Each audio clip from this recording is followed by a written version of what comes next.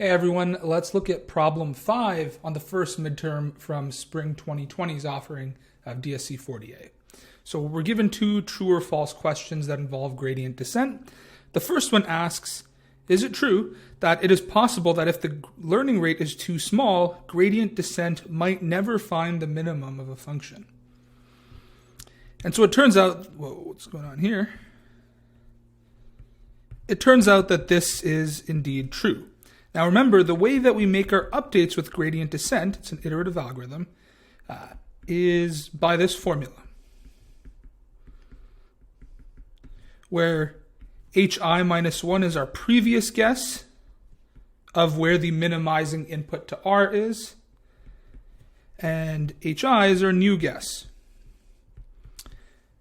Now alpha here is the learning rate. And if we make alpha really small, then these updates are not going to change by very much. So if I chose like alpha to be 10 to the negative, I don't know, some really big number, this is basically 0. I mean, it's 0 point something with many zeros followed by a 1 at the very end. And since we're multiplying the derivative of our previous guess by alpha, before, to figure out how much to update our guess by.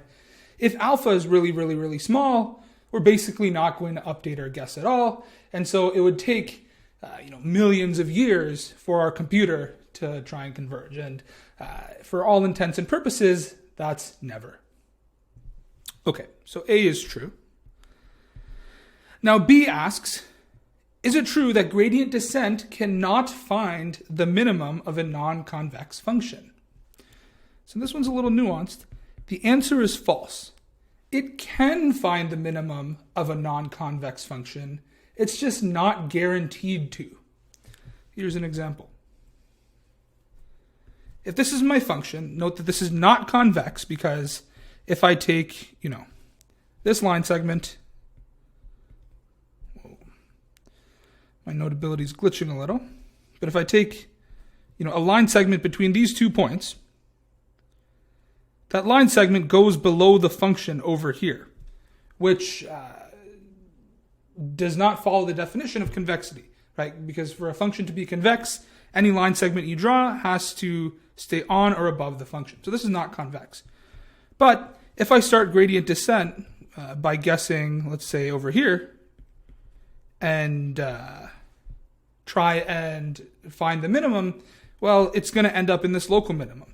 But if I instead start over here with an appropriate step size, it will end up at this local minimum, which happens to be a global minimum. So for this one, it depends on what our step size is and what our initial guess for the minimizing input is.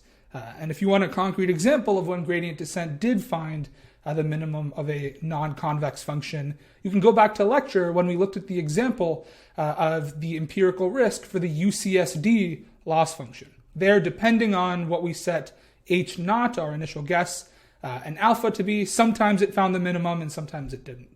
So it can, so that's why the answer is false, it's just not guaranteed to. And that's it.